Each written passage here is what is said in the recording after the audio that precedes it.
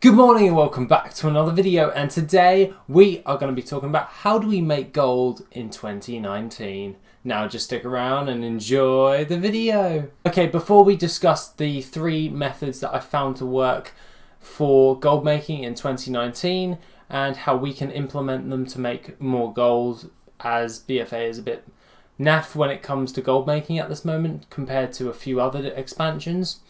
We are going to discuss, first of all, the decrease of gold flow, or otherwise known as cash flow, within the auction house and the economy in general. And this is not because that the WoW token has decreased in value. The WoW token actually decreases in value when there isn't enough actual gold being paid through, or simply put, not many people are actually buying these WoW tokens in exchange for actually producing gold or game time.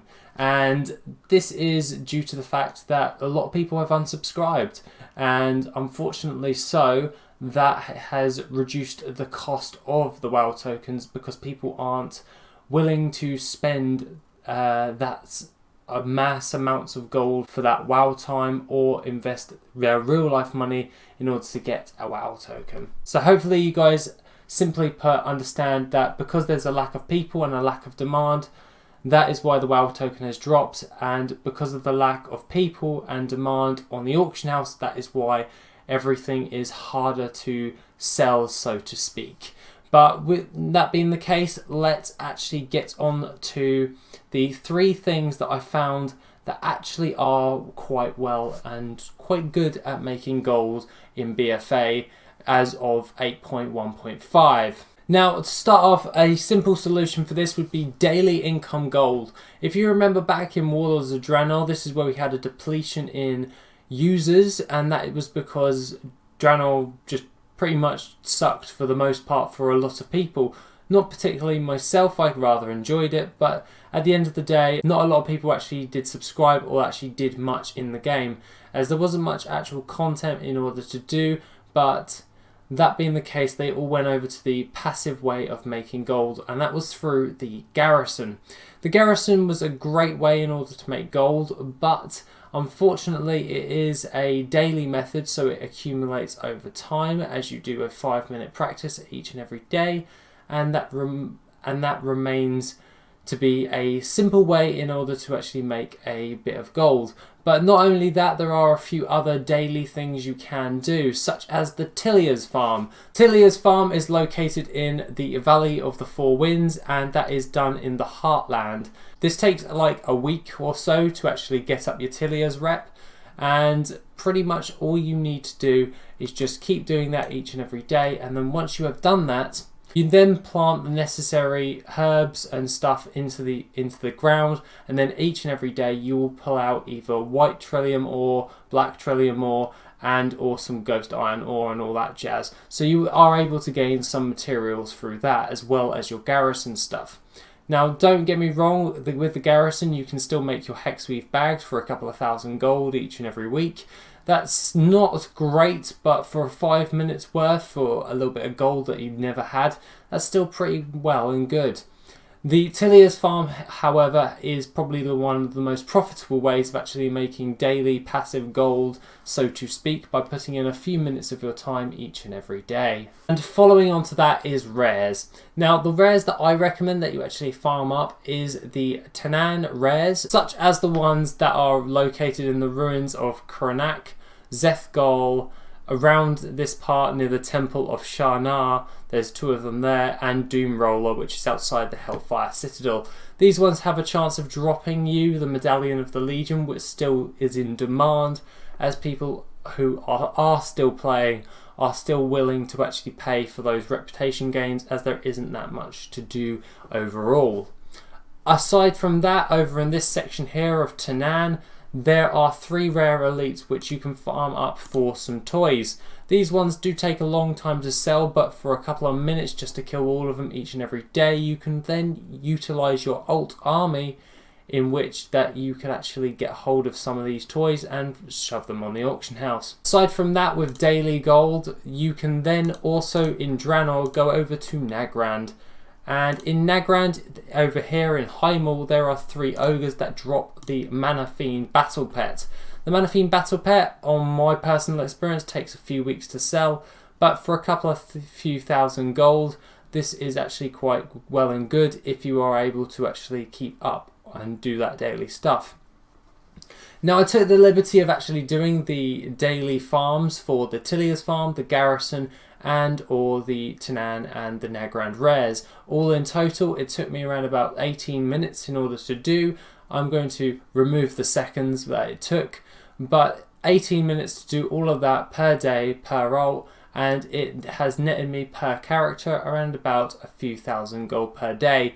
That is pretty well and good as it all adds up at the end of the week, so about 3,000 gold on average, and with 3,000 gold times by 7, which is 21,000 gold per week. This should give you an additional amount of gold in order to actually make gold passively over the next few months and or the year. The second method in order to do this one is more of an action form one, and that is only if you are into your gathering. Now, I'm not going to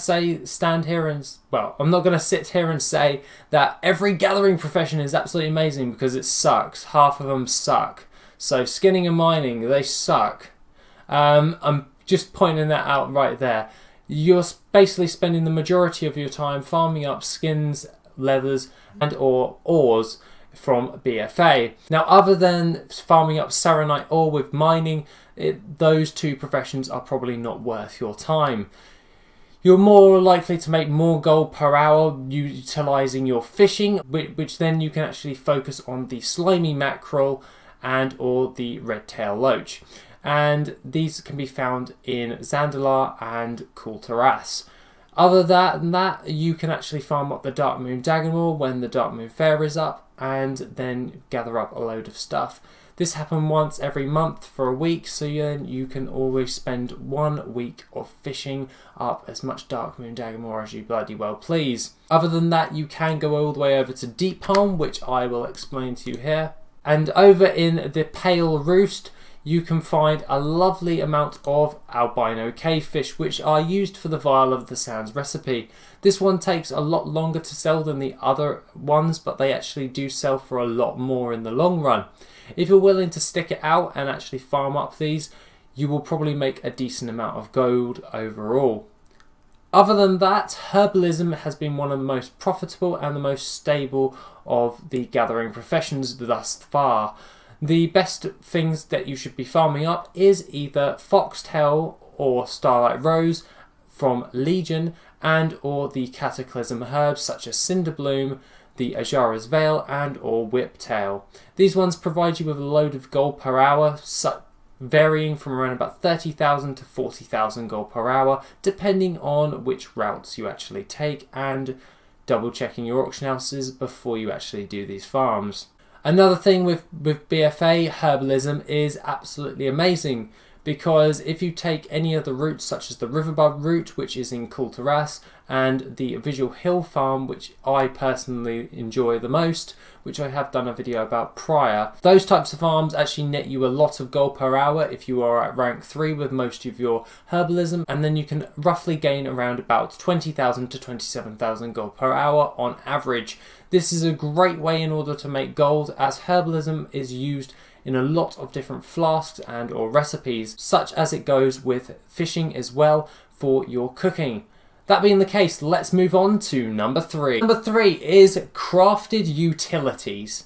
And to be honest, crafted utilities I found to be the most profitable out of every single other profession.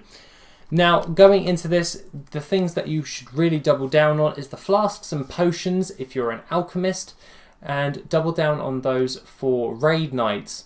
This has been one of the most profitable ways in order to make gold thus far, and or creating Vantis runes with your inscription.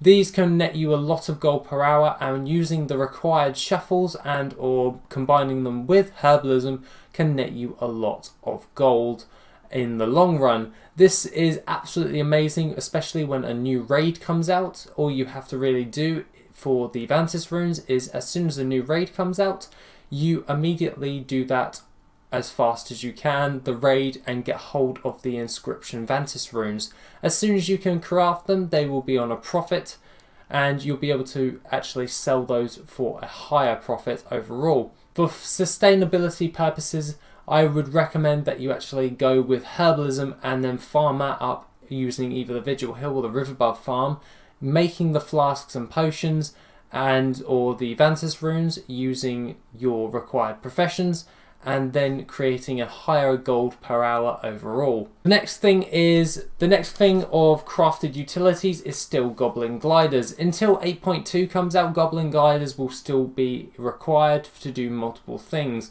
They do still sell after Pathfinder Part 2 has been out, and this was previously showcased in Legion, as the majority of people that actually have been away, and they do seem to all come back nearer the end of the BFA expansion, will be using the Goblin Gliders overall. But at this moment in time, the Goblin Gliders are probably one of the best ways to actually make gold at this moment with crafted utility still. This is because it is still harder to get around the different types of islands, and they are used as a very, very helpful tool when questing. The second to last thing that I would like to talk about for crafted utilities is the mounted buffs. Now this could be the stirrups and or the barding, and these can be crafted by a leather worker or a blacksmith, and if you are one of those, I would highly recommend that you double down on this. These ones do require a few ore, but it's not worth your time to actually go out and farm up this ore for a gold per hour perspective. I would recommend actually just buying it off of the auction house and then gaining all of the other required materials and crafting those for a profit. This will actually save you a lot of time in the long run, where you could be doing other different types of farms that you can actually be doing. And last but not least is cooking. And to be honest, all you got to really be doing for cooking is, simply put, just make sure that you have all of the stuff that you wanted to craft. All at this moment in time, it's showing negative for me, except the wild berry bread. But if you want to create meals or large meals, is probably the best way of actually making gold at this moment in time. I would highly recommend combining this with fishing to make the bountiful captain's feast, and or all of the other types of feasts for raid nights, and making a stockpile of them for your raid night. Other than that, I would recommend going to rank 3, as this character does not have rank 3 at this moment in time, but the higher rank that you are on that, the more you can produce for a less amount of items. This is absolutely really handy in order to make gold and or save you money in the long run if you're crafting it from scratch. If you combine this with fishing, you will make a positive no matter what, because you'll just be investing a little bit of time instead of gold. I personally invest my gold in fishing to create, well, in my fish, in order to create my cooking stuff, and that has seemed to be quite bountiful thus far. Other than that, that is pretty much what I've got to say for making gold in 2019. You're probably wondering why me, above all people, is not recommending transmog. Now, transmog at this moment in time, due to the lack of influx of people, has not been working out as great as it once did. It still sells, transmog still sells, but unfortunately you're going to have to increase your supply even more than you usually would, and or focus on the low tier transmogs, so to speak, as well as your high tier transmogs. So overall you'll have more items on the auction house, which will bring you in more regular sales in gold. At the end of the day, it's really up to you for transmog at this moment in time. It's more of a supplementation method at this moment in time due to the lack of people playing. Other than that, guys, that is pretty much all I've got to say for the day. I hope that you liked this video and you hope that you found it enjoyable. Other than that, guys, have a lovely rest of the day, and I shall see you in the next video, which will be Wednesday. Take it easy, guys.